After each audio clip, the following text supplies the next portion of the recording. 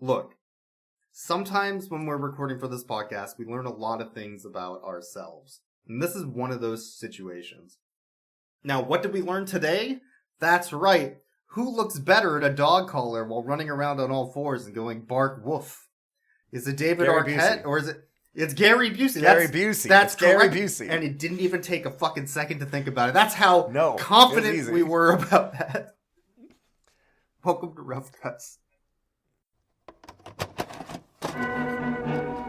Dogs, they're coming. They're coming your way. They'll be here soon. This is a story about three unlikely heroes.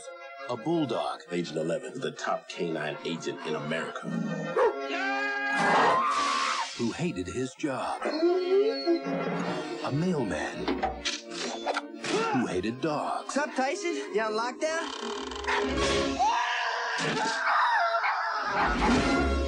And a kid. Honey, I'm going out of town, so Gordon is going to watch you for a few minutes. Turned loose. Turned loose.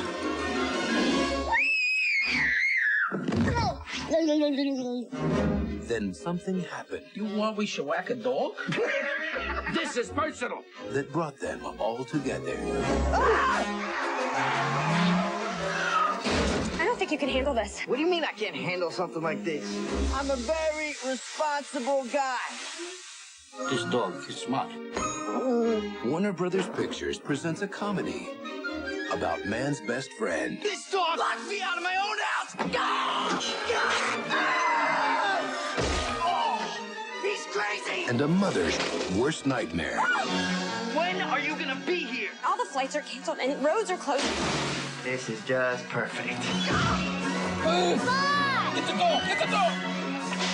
James, come on! Is everything all right? Get over here! I'm covered in dog food! See Spot Run. See Spot Run.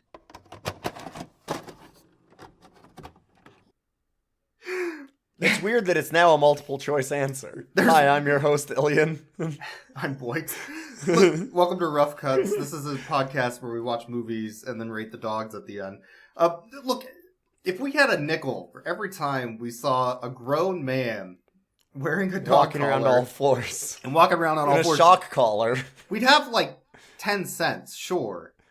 But it's weird that it happened real twice, weird. right? It's not super weird when you consider the actors. I feel like this is just a Wednesday for David Arquette and Gary Busey. Well, Gary Busey just does this, yeah. Now, I would expect more Yeah. of David Arquette. I don't know. Wow, you're rating David Arquette above Gary Busey? I mean, yeah. I mean, I guess in dog collar wearing, sure. Yeah, well, Anyways, today we watched See Spot Run, a 2001. Yeah, we just finished it. A 2001 dramedy, I guess. I love that it was labeled a dramedy. It's not a it is a comedy. Come on, it's a Ace Ventura style comedy. It's a slapstick I can't believe comedy. that it was Yeah. I cannot believe it was labeled drama comedy. Drama. It's very late 90s. It came out in 2001, like I said, so I don't know. I guess when you consider the actors involved, if you were to look at a cast list, you would look at like one half of this cast list and go, yeah, that's a drama. And then you'd look at the other half of this cast list and go, yeah, that's a shitty comedy. So, makes sense, yeah. Yeah. And then you've got Michael Clarke Duncan, who's got one leg in either side of it. That's true. And one of them, And the leg in the one comedy of is broken. Yeah, Yeah. one of them's broken in this film. Oh, Which, poor guy. I mean, a fucking professional that he kept going with filming, even though he had a broken leg. And it is obvious. Yeah. They tried to hide it, but... Yeah, if you know, then you know. Yeah. He's got a leg double for the second half of the movie after he broke his leg, and every time that he tries to walk, he's got a very interesting gait. It's pretty obvious, unfortunately. So yeah, he must have had a bad break. See Spot Run. I have the VHS here, the back of the box. A hilarious treat, says Bill Deal of ABC Radio Network. That's the only tagline they could get. Is that it? Oh, I thought you were good. I was waiting for more. Oh. That's the only person okay. they got. There's more description, but that was the only it's the only positive thing they could get. Offbeat mailman Gordon Smith has never met a dog he couldn't handle, but when he offers to babysit James, the young son of his beautiful neighbor Stephanie, his dog skills are put to the test. When a crime-fighting super dog hiding from the mob, crime-fighting super dog? I don't know about that one. Befriends James. He drives our dog-loving mailman up a tree, dodges the mob, and wins the hearts of the good guys along the way. C-Spot Run, straight into the hearts of families everywhere. You had a problem with crime-fighting Superdog. I had a problem with them saying that this man got one up on every dog he met, because those dogs were fucking him up at the beginning of this movie. I don't think there was a dog that didn't get one up on it. Yeah. He he falls in the poopy for like 10 minutes at one point. That poop scene went on way too long. What the fuck? Oh, yeah. Oh, yeah. So, C-Spot Run, the smart one isn't wearing any pants. So David Arquette is very smart. It's supposed to be implying the dog. But David Arquette goes pantsless in this film. He goes underwearless. Well, he has a long shirt and is definitely still wearing underwear, but in theory... Yes, yeah. They obviously have a goof even where they show that he's still wearing boxers after his boxers get ripped, but... Yeah. The reason we're taking some time here is because this movie is very, mid. Yeah. Mid. The problem with this one is it's not bad in the way that we like it's not good. It's super not good. But like it's also when you think of because this is essentially a 90s comedy. Like this like we were talking about it while we were watching it that this feels like it got greenlit entirely off the back of like Ace Ventura type movies. Those types of films at least, yeah. And them trying to like have David Arquette do a Jim Carrey a little bit or like a Dana Carvey. It was very Dana Carvey. Very Dana Carvey at times, yeah. Which, derogatory. No, that was bad. Those scenes were bad. Oh, yeah. They were terrible. Very, very bad. But it ends up, like, in some ways it's better because a lot of those movies are, especially now, even the quote-unquote good ones are entirely unwatchable. Especially because a lot of them are, like, really racist and offensive and, like, all kinds of problems that way. This one just ends up being empty. Like, there's nothing super offensive about it. There's nothing super funny about it. There's nothing super bad about it. It just exists. I guess. It's just kind of like, yep, that sure is a family dog movie that's kind of like low-key Ace Ventura, you know? Jesus Christ, it's like a fucking dog movie in here. I think there were 2 jokes in the whole film where we're like, sensible chuckle, but not laugh. Yes. Ha, ha, ha. Which is like, oh, that's amusing. Oh, okay. Well, and then they had... God, there was a couple times where, like, for example, David Arquette puts on his shock collar from the dog. His fetish gear. Yeah. Yeah. And he, in front of the small child that he's taking care of, so that the small child can shock him while he's... You know what? Let's not describe this as David Arquette's fetish gear anymore. But he starts getting... The TV remote, for some reason, gets keyed into the shock collar on David Arquette's neck. And so the kid basically is holding him at gunpoint to make him do things. Which could be funny. Yes. Which could be funny. I'm like, oh, okay, this is a setup for something. This could actually go somewhere. And then he goes, let me keep the dog. And David Arquette goes, okay, fine. And doesn't get shocked at all. And then the scene ends. That's it. They just end it right there. And you're like, wait, but you finally had the setup for a scene. You finally had it and you immediately dropped it. Like there's a couple of times like that where you're like, oh, this might actually have an attempt at humor, and then it just moves on instantly, and you're like, what? Yeah, like, instead of him just being, like, cartoon electric shocked in the background on accident, it should be an intentional joke. Yes. From the kid doing it to try and manipulate him.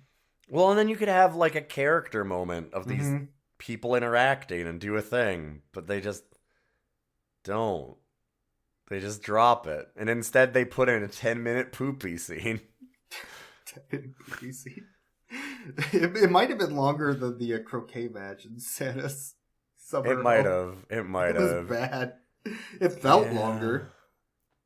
Okay, no, it didn't. No, it didn't. No, I'm that gonna scene go. felt really Just long. time out. Hold up. The entire disjointed croquet match that they filmed in order and then chopped up and put it out of order to make it look like a montage, but then realized they needed to pad the film, so they put the whole fucking thing in anyway. That was one of the longest scenes I've ever seen in my life. Don't you dare try and pretend that the poop scene is longer. Or felt longer. There's no goddamn way. Anyway, this movie has a 23% on Rotten Tomatoes. Uh-huh. I feel like it should be 50. This is a down the middle fucking boring ass family film. Yeah, you saying that it's 23% is really surprising to me, but I guess here's the thing to remember about Rotten Tomatoes scores, and I think that it's really highlighted by this film. Mm-hmm. It's not this is how bad they viewed it. It's not like a star rating. It is a pure binary thing of, did this reviewer like it, or did this reviewer not like it? So they could have not liked it, but it could have been a 50%. And 60 exactly. Could be So I can see 23% of people liking it. That would make sense to me. But also the people that disliked it, I would say that most of them were like, just shrug. Like, this movie's forgettable. What do you think the budget of this film was? From what we watched. Oh no. So they have explosions. They destroy a store. fucking pet store. Mm-hmm. Just like, demolish destroy. It. So much product loss fuck it too, up. and like everything. Like they paid for good actors. Yes, which we need to talk about, because that's one of the wildest things about this movie to me.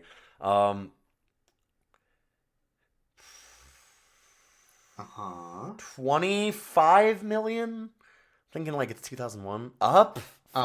40? Low. Yeah. It's 35. 35 mil. I was fairly close. I was in the ballpark. They made 43 mil.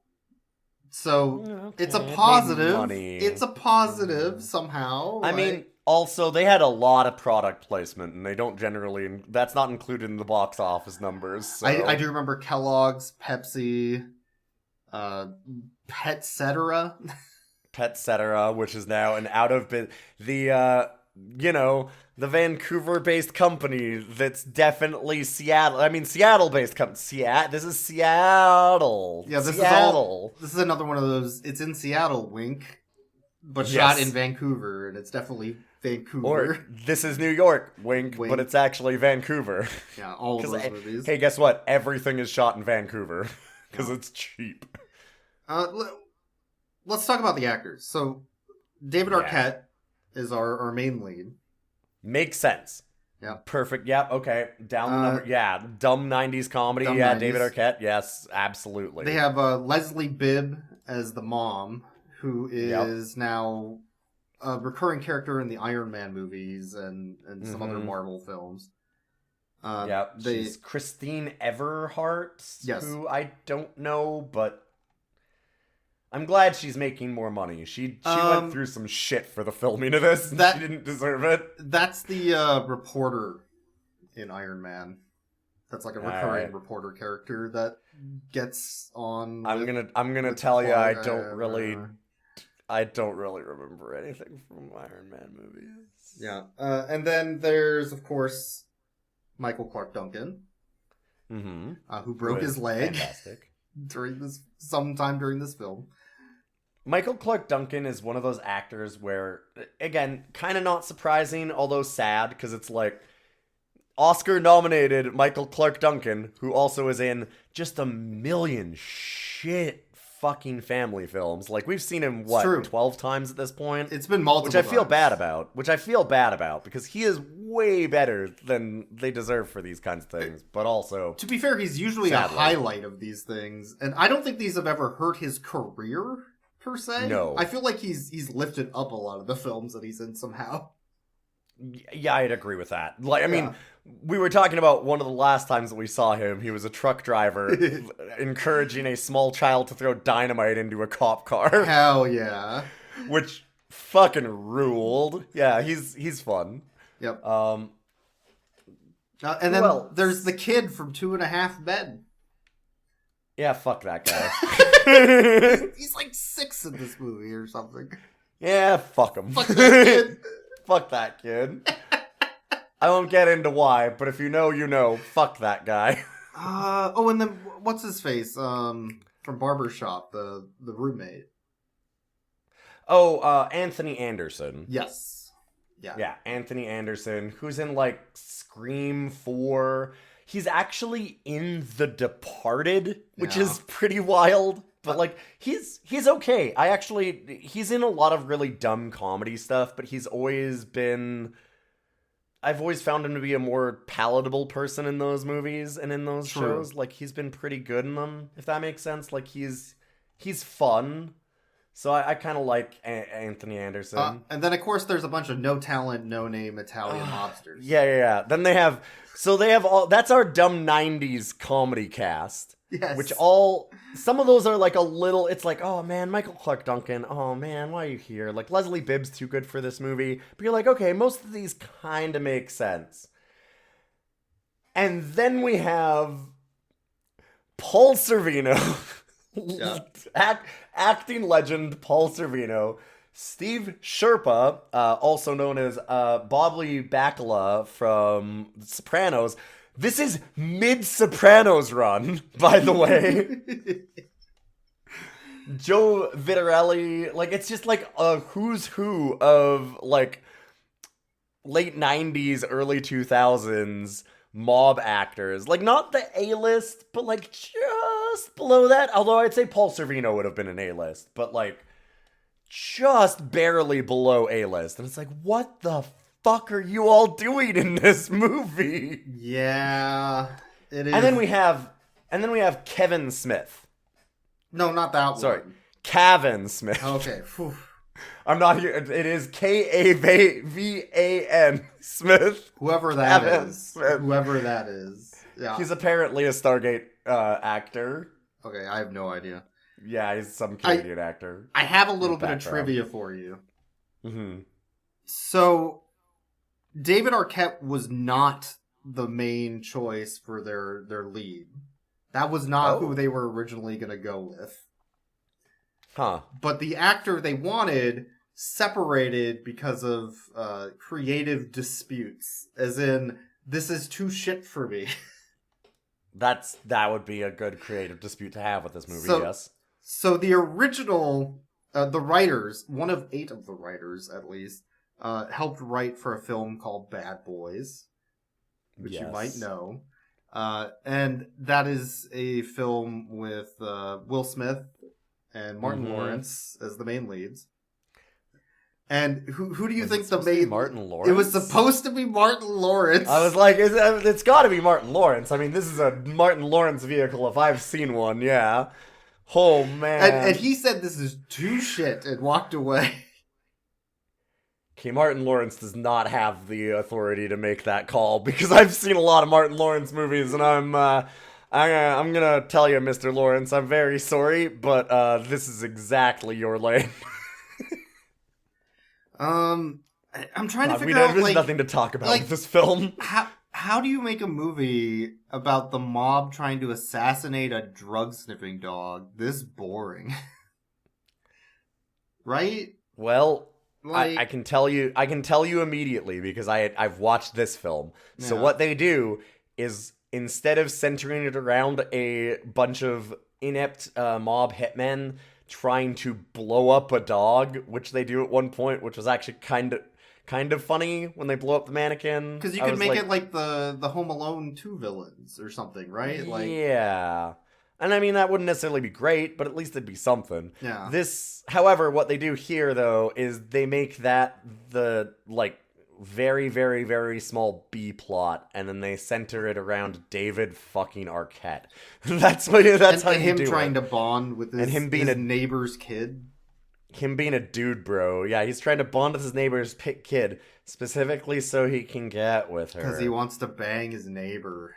Yeah.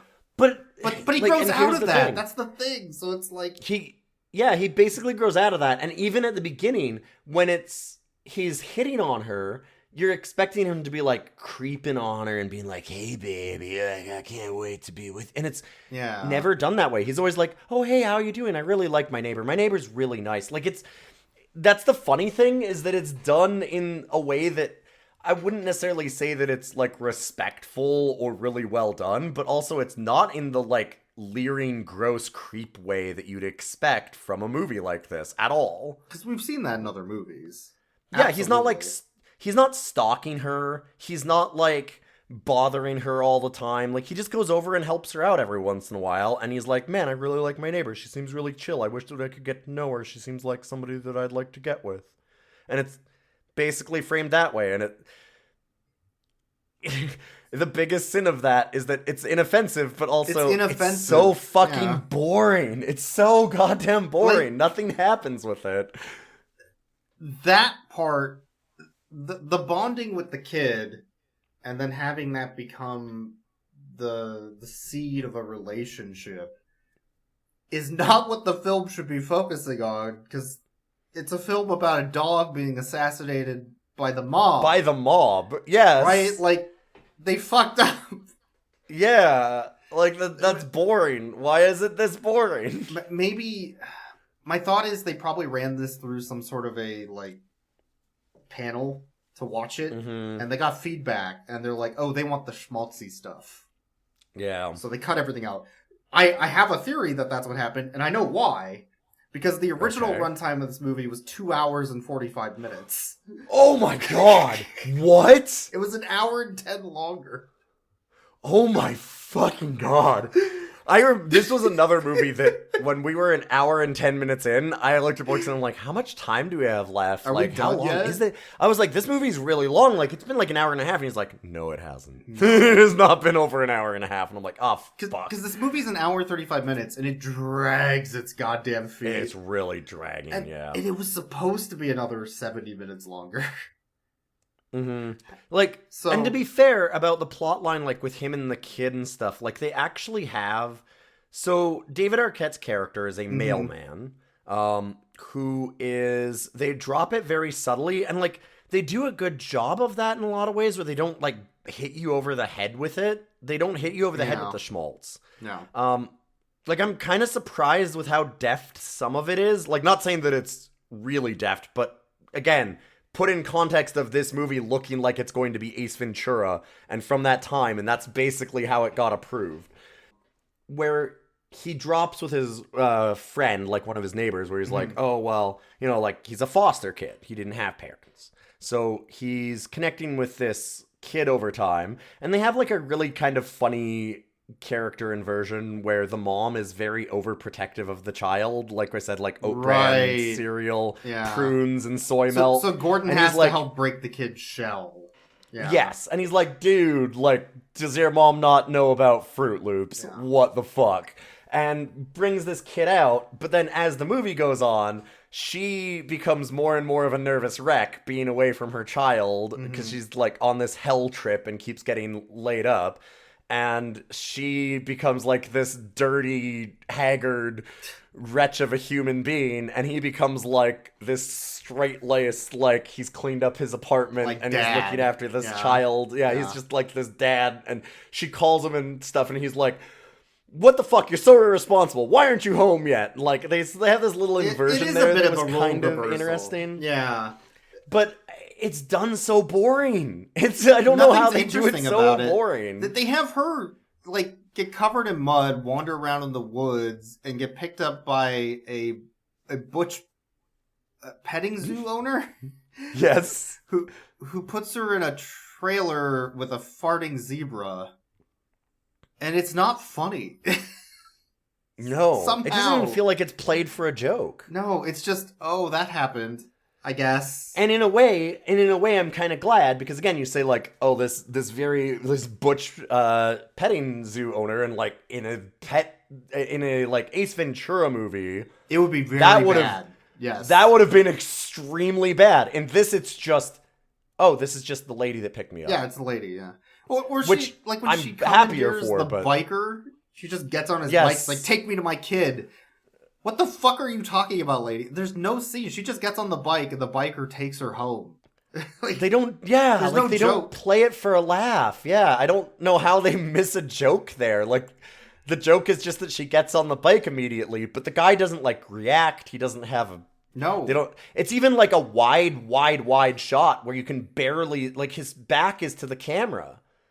So it's like, well, there's no humor here. There's nothing to be interested in. It's weird how flat it is. Yeah. There's also, they did a good job setting up scenes and then paying off later, I guess.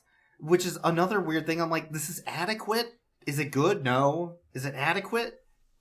It's a film, I guess. Yeah. It's so weird how, like, a lot of our normal complaints about, like, oh, it's super offensive, weirdly racist, like sexist.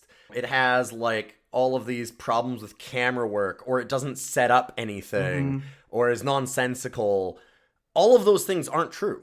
This movie has setups and payoffs. The plot makes perfect sense. It's not really offensive, but also, it's just not funny. Like, there's just nothing interesting here. You can have all of those elements and still have a bad movie, I think is what we're coming away with. Right? Mm-hmm. Like, filling in the check marks doesn't make it good at the end of the day. No, or and like that's the thing. This is just a checkmark movie. It's frustrating in a way that we don't usually get in this podcast. No, because it's so hard to grasp onto what's wrong with it. Because it has all of the elements to make a movie. The actors are good. The general plot, like the idea of the mob puts out a hit on a dog could work. Yes. That could work.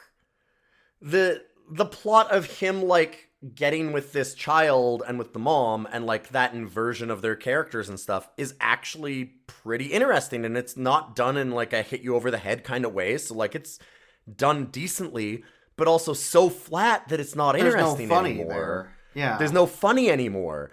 Like, and that's kind of everything in this. Like, everything is just, you're like, it's all so serviceable, but also not good enough to make it fun. Maybe that's the problem with having 8 writers, right? There's so much rewriting and so many voices that there's no clear anything, right? I mean, yeah, there's no clear vision. It's just a muddy mess at the end. Yeah. I guess. Yeah. I have a big problem with this film, though. They hurt a lot of dogs in this movie. Oh, God, yes. And it's, like, brutal every time, and not played as a joke. And not just as dogs, like, also fish and things, too. And like, a parrot. They had a lot of pets. and yes. Hamsters and guinea pigs. Well, the parrot was definitely a puppet when they actually threw it across the room. But... Yeah, but, like, so in UHF, the Weird Al movie, not the Weird Al movie, that's a different movie. The first one. Yes. Not the Weird Al Yankovic story. There's a joke about a TV show where they're trying to teach, like, dogs to fly and fish to talk. And it's just a guy in his apartment with too many animals. Wasn't it, like, Ramon or something? Yeah, exactly. Yeah. So he, like, throws a poodle out the window, and he's like, oh, guess we'll try again next week. And it just zooms out to a pile of dead dogs. And it's a joke. Like a pile. It's a joke, though, and it hits you like, what the fuck? It's hilarious. It's incredible. That movie's great. It's got problems, but it's great. For those of you just joining us, today we're teaching poodles how to fly. Come here, Foofy. Foofy. Are you psyched? Are you ready? Okay. Here we go. Get ready. And fly! Oh, man. You know, sometimes it takes them a little longer to learn how to do it right. Okay, come on. Sit up. Hey, who's next? Ah, Gigi. Oh, man. In this movie, they have a dog run into a fence and, like, the dog's neck almost snaps, I swear, in that shot. Yeah. It's bad. That was a real dog. Yeah, they have our mob boss throw a dog out a window with no joke. There's no punchline to the joke. No, he's just like, hey, get that dog out of here. Grabs the dog and throws it out the window. And nobody goes... And there's no, like... You'd expect There's no even sound like a... effect, anything. Or Yeah. something. Nothing. There's just nothing. He just throws it out the window and you hear... Come here, you. Yes. Oh. Yeah, that's it. Oh my god. Oh. I took a wild guess. Oh. And I figured you two baboons were screwed up. That's a Sit down on joke the from boat. UHF. I don't... It wasn't Yeah. Oh. Nothing. It's... And then he keeps going with the scene. And I guess that's exactly the problem that we're talking about, is that it needs Is it an those editing punch-ups. problem? Maybe it's an editing problem, but the director would have say on that, right? So, like, I don't know how to fix this movie. They have I a don't. sound library. Yeah, I mean, like, I'm gonna say that the adding a to the dog getting thrown out the window is not going to save this film. but It would be also mildly funnier. It would be better. Yes, it would be better. I like that's what I mean. I don't know how to fix it though entirely because like Maybe they needed more scenes of him slipping on Poopy. No. Like another 10-minute Poopy scene. Maybe that would help. Should we tell the plot of the film? Can I just run it down real fast? Sure, I'll run it down real quick. David Arquette, postal man, Gordon is, God, I totally forgot his name, but he's a man-baby loser who lives in his apartment alone, and he's just kind of a bachelor guy. And you can tell because he owns a Dreamcast. He does. Only losers own Dreamcasts. Hey, man, what's that on your desk behind you? That's a PlayStation, so we're good. It is a PlayStation, yes. it was actually a PlayStation. And an Xbox 360. It's true. But, so he's got his apartment, and he's living his single life as kind of a loser. He wants to meet his neighbor, though, and, like, settle down and have a family, raise this kid. Meanwhile, in a separate movie, there is a mob boss, Paul Sorvino, who is being busted by the FBI, and he has a real thorn in his side who keeps catching him because it's such a good drug-sniffing dog, and that is Agent 11, also known later on as Spot, our main dog, which we haven't talked about basically at all because he's so incidental to so much of this film. Yeah. And he gets caught by the dog again, so he's like, all right, I'm putting a hit out on that dog. Well, okay. What's wrong? He gets caught by the dog because the dog bit his testicle off. And they couldn't reattach it, so they had to give him a metal ball. Correct. They do eventually have him clack as he walks through prison. That's why the mob is so mad, because he took his testicle. Metal ball bearing we inserted to replace your missing appendage should help you maintain a nice, He's got a new natural appearance. metal dick? What? We can rebuild him better. I won't say that it's funny that they do the clacking joke at the end of the movie when he takes the other testicle. But at least they tried, I guess. But at least it was something. Yeah. At least it was something. Like, at least they finally took a swing. But anyway, so the dog gets a hit out on it. They decide to put the dog into witness protection. The dog gets mixed up because somebody tries to kill it, who is like informant for the mob on the inside of the police. And it ends up with David Arquette and this kid. Meanwhile, mom has to go on a trip, and the babysitter's not there, so she leaves the kid with David Arquette against her better judgment.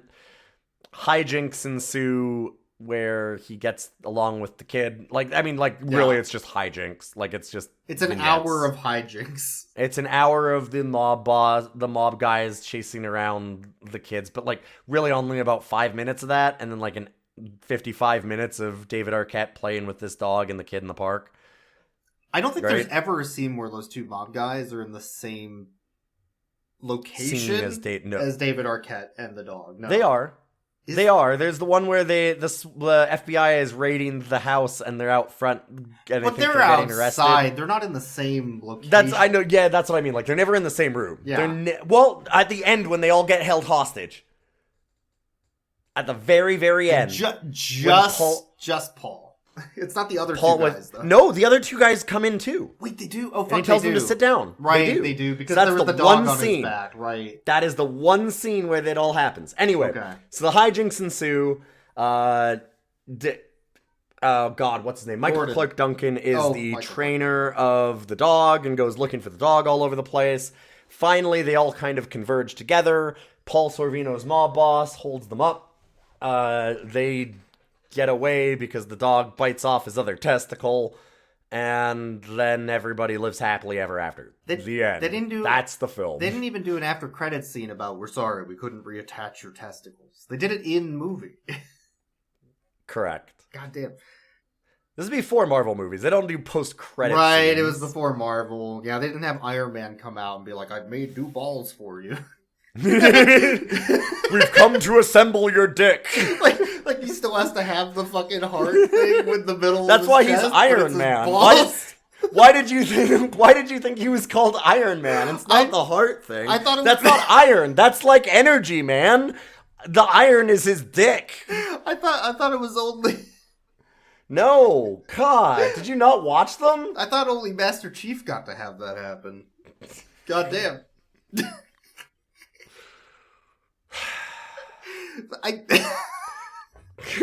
This movie is once again way funnier to talk about than you can make way better jokes than they do because they don't make any jokes about this shit. They don't make any jokes.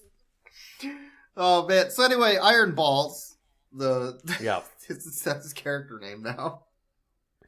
God, Paul Sorvino. You were in Goodfellas. Oh man. They did film all of his scenes. You said that all of his scenes were filmed in 4 days. In 4 days. Yeah. He was in and out of this film as quickly as possible. I honestly am surprised it took 4 days, and I bet that he was very upset it took that long. Yeah. I would have been. Yeah, that makes sense. There's the other, side plot about who should keep the dog, I guess. They're doing, an Air Bud thing. Oh, yeah, right at the end, Michael Clarke Duncan and David Arquette have an Air Bud off. Because the whole movie, FBI man is he's my dog, he's my partner, I love him, but you shall never, ever get attached to your dog. They're just a number. But I give him scritches and pet his belly, but he can't play because he's a police dog. And then he goes through this big emotional turmoil of missing his dog because the dog had to go to witness protection program, which is not a funny joke. No. At all. And then the whole movie is this. And then when it gets back to the scene where he's finally confronting Gordon and the kid to get the dog back, they're like, but you can't just take the dog from the kid. He's become attached to the kid and the kid's attached to the dog. What the hell are you he's doing? like, I'm a cop. I can do what the fuck I want. I'm a piece of shit. I'll shoot you. Yeah. This dog's got a lot going on inside. He keeps ripping off balls. To be a dog. With the family. He's never had a family before, and it's been really rough on him. Yeah, man. Dogs don't want to be cops. Fuck off. The FBI's not a family. It's a job. I mean, come on. He's got a chance to be happy now. That's true. Okay, this thing's laying down some fucking truth weirdly. I want to give him a home. Now, I'm not going to let you mess that up. Yeah, you tell that cop to go fuck himself. I can't ask him. He's a dog. Let's just see. Now let's stand apart and do the Air Bud. Oh, God. They're going to do the Air Bud. Yeah. They're doing the Air Bud. No.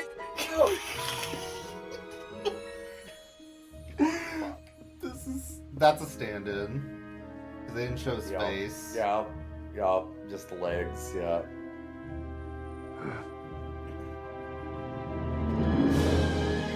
Oh, that was quick. Fuck.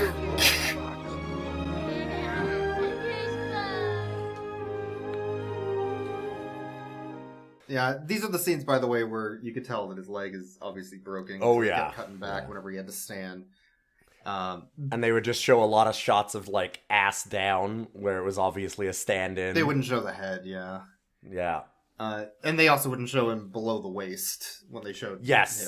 Yeah, when he has to speak, it's like waist up, and then when they show like the dog and everybody else, it's weirdly angled so it's only his legs, so that they can have a stunt double kind of thing in there for him. But they do the earbud scene where it's like let's let the dog decide, and it's not even like come on boy, come on, like they do. Fucking Son of the Mask did it better. Yes, that's what's embarrassing about it, because they put the dog in the middle, they walk apart. And then they look at each other, and the dog runs over to David Arquette. Immediately. And there's no struggle at all. No struggle, no joke, no nothing. There's just, it is as fast and as plain as I said. And this is a 2001 movie. So, like, it's after Air Bud. It's after all of that. Like, that is a very established trope by this point. It's an old joke at this point. Yeah. Yeah. So they could have played it up as a parody. In their comedy? Instead, no. In their comedy film. No. Well, hey, boys, come on. It's a comedy drama. A dramedy. My bad. A dramedy. Yeah, my bad. It's mostly drama. And so but they also don't do any tension, so I don't know. But, they don't do anything with it. There's nothing. There's a setup for a joke, and then they just fuck. Yeah, so the dog goes back to David Arquette, Gordon, and that's the end. And now he owns the dog. But the movie doesn't end at that point. That should have been the end of the film. It drags on. Yes. It drags on. They haven't resolved, like, plot number 7. No. It's weird that this movie has... So, like, normally when we talk about these films, it's got, like, a mob movie, and then it's got a romantic comedy, and then it has, like, a schmaltzy family thing over it. And it does, each of them one by one. Yeah. The roommate thing over it. And normally with those kinds of movies, you'd be like, wow, these are just two entirely separate movies that clash right at the end.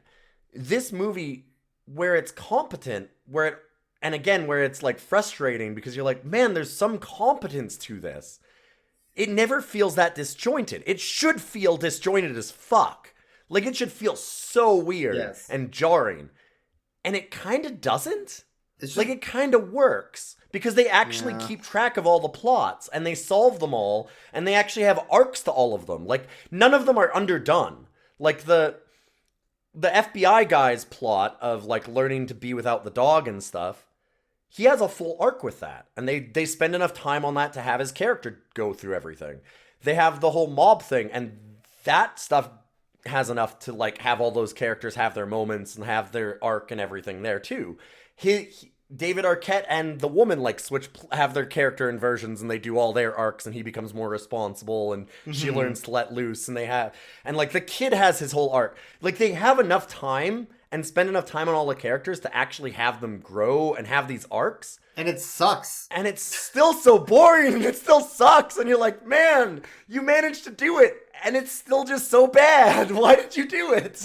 I don't know if I want to blame focus groups. Like, I guess I would need to see the 70 minutes of cut footage to figure out what they did, right?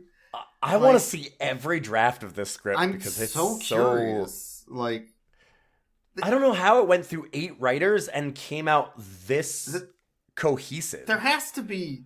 That's confusing, but there has to be something here, right? It couldn't have just been this bland the whole way. It couldn't have been. There's no way. No way. Yeah. The only scene that actually pissed me off... Yes. Is the Bubble Boy scene, where... That one was unreal. Where Gordon gets inflated, which is not a fetish, except it is a fetish. And no. The fetish is definitely him in a collar and going around and his neighbor spying on him. Well, there's also the scene where the Italian mob,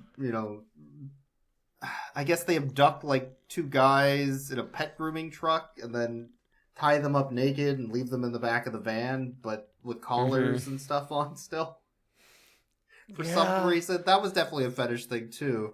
And also the neighbor that was watching him acting like a dog through the window and getting off on it. Well, Okay, I'm glad that you brought it back to that because I was going to mention something about that. Oh, you're glad? Okay. Because I was going to be... on. I'm mad about this again because if they had that as a joke, if it'd been like her going like, but like they biting didn't. her lip or something, but they don't do anything with it. She looks at him, she sees him running around his apartment in a dog collar, getting shocked, and then she goes, "Huh, that's weird," and that's the end of it. And you're like, have her react. Anything. There's a joke. Yeah. Do something.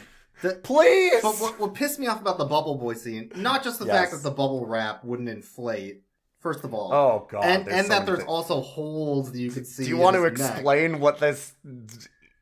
Okay, so he's in a pet store. Yeah. And this is when they're destroying the store because the two mobsters finally find them all together, essentially. Mm-hmm. And they're doing big chase, like knocking everything over, all this shit, to hamster dance. The hamster dance is what pissed me off about Okay, that's kind of like, I just realized, I'm like, wait a minute, I just stole Boinks' thunder because that's what made you so mad. I realized it as I said it. I did not expect to be hamster danced while watching this fucking movie. And it fucking destroyed me. It's real bad. How dare you? This might be the... Are you kidding me? I did not want to be hamster danced today. God damn it. I'm dying.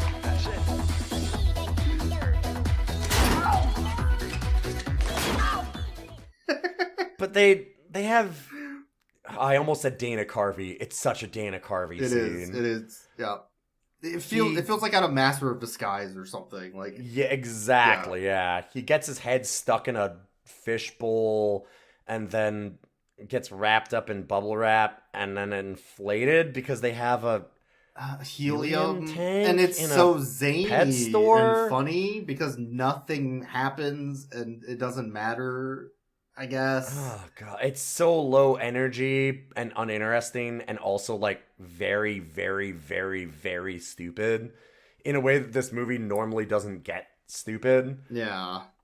And they were expecting Martin Lawrence to do that. That's the other thing, right? The one thing I will say about that choice, I'm not a huge Martin Lawrence fan. No. But he would have definitely been better than David Arquette in terms of like... I think he would have had better comedic timing. Zanier. Yeah, he'd have been... Mm-hmm. Yeah. Anyways, there's a dog in this movie, I guess, and he bites off... Yeah, somehow there's a dog also. And he bites off this man's testicles, both of them. That's... Correct. That's the film, I guess. I don't... His name's Agent 11 because he gets one nut and then later on another nut. So one plus one is... Yeah, that makes sense. Two nuts. Yeah. 2 nuts, 2 furious. Tokyo Drift. Yeah, that makes sense. I don't fucking know. This is gonna be a real short episode because man, this movie is fucking. It's dire. Nothing. It's dire. It's let's rate Spot Agent 11. I don't know. He's a dog. Even the dog has no emotion or any. It's just a dog, right? I'm gonna rate this dog as a Boyk's fucked up out of 10 because Boyk's specifically demanded that we watch. He's like, I'm in the mood for a cop dog. Well, congratulations, you got a goddamn cop dog. It abused and sexually assaulted a man and destroyed his life. Are you happy? That's a cop. There you go. You got to watch a cop. Yeah, that's true. Yeah, they should have put that cop down. With lethal injection, to be honest, fair. Yeah. Michael Clarke Duncan? What? I mean, yeah, fair. Go any of them, really. There are a lot. Well, and also the boyfriend of the God, that guy! About. Oh my god, what a terrible character. That was the Canadian actor. That was the Stargate guy. Oh, man. Anyway, he's in like 4 scenes. If I had to give Spot an official rating, I would give it. It's just a dog. 9 out of 10, I guess. It's below a normal dog because it's a cop. Yeah, it's not like... I hate to say it, but it's not even like a particularly cute or interesting dog. No. It doesn't do anything. It does, like, this dog really does nothing because its whole arc is that it doesn't know how to play because it's getting constantly, like, shock collared. Go ahead. It does one thing. It jumps after biting our Italian mobster's balls. It jumps out a window with him, and that was kind of cool.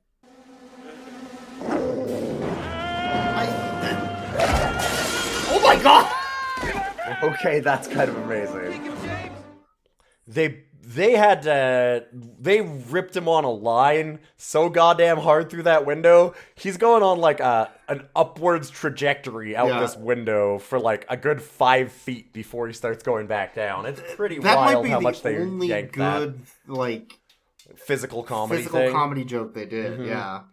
Yeah, because it's so over the top for how, like, if you throw somebody out a window like that, normally they downward arc. Yeah. And this dude is literally catapulted out the fucking window. It is wild, the arc that they have on it. And it's extremely sudden, which makes it's a good moment of physical comedy. We will give them here. You get 1 point. Your final score one golf clap. Congratulations. 10 out of 100. Congratulations. Yeah. Ooh. But this dog is... The problem is that this dog's arc is that it doesn't know how to play. And it can't get pets and stuff because it's a police dog. And so nobody's like... For most of the movie, nobody's giving this dog like pets or playing with it or doing anything. There's like 1 or 2 scenes of them trying to throw the ball for the dog in the park. And the dog doesn't want to chase it. The dog just sits there, and that's it. You think a dog with an arc of getting through its emotional trauma would be interesting, and it just isn't. No. They fucked up so bad. But yet, at the same time, the funny thing is that they didn't fuck up because they actually show the emotional arc, and it makes sense, and it works in the sense of the film, but it's just so boring. Like that. Yes. It's so fun. Like, that's the weird thing about this movie is that normally when those things don't work, it's because they like undercooked it and didn't actually do any of the work to set up the characters or do any of the arc, or it's like nonsensical or very stupid. And all of the characters' arcs and stuff all make sense and all work in the plot of the film, and it all happens to flow. And I just don't give a fuck. I cannot possibly care. And just like our podcast, this was a very adequate episode. It checked the boxes. This episode has a dog in it, and welcome, and thank you for listening, everyone. This was Rough Cut. And I don't give a fuck. I don't give a fuck. So you can always check us out on social media. We've got. Thank you for sticking around for 153 episodes. Something like that, yeah. You said that you had 250 or so movies still on the list, huh? I think it was at 200 this time last year. That's what's depressing. Oh God, it's growing. It's never ending. Yeah. But yeah, you can always check us out on all the social media. We're Rough Cuts Cast on Blue Sky and co-host and X, where we do our zeets. I'm we do not do zeets. I'm never zeeting. I'm never zeeting. And you can always check us out on Patreon too. We really appreciate the help paying for these movies. We paid real money, American dollars to watch See Spot run and ruin our Sunday morning. So if you would like to help us with that, we would very appreciate it. We've got hosting fees and podcast fees and all that. So I do really appreciate all the people that have helped us for so long and helped pay for all that. I'm done. Hey, Tony, I'm trying to assassinate this dog. Get your fucking ass over here. What accent was that? I like dipped into... Hey, shut up. Hey, Tony, I'm taking a shit. Bring the Febreze. It's gonna stink up the place. This South American Italian is really, really doing it for me. Can you give me another hit? Hey, I'll fucking kill you, you piece of shit. You gabagool. Magumba. They call her Goomba at one point. He says that they had a Goomba. They Mario. I don't think that's... I don't know what that was. Yeah, they Mario. I think they meant Guma, but that's not... See you next week.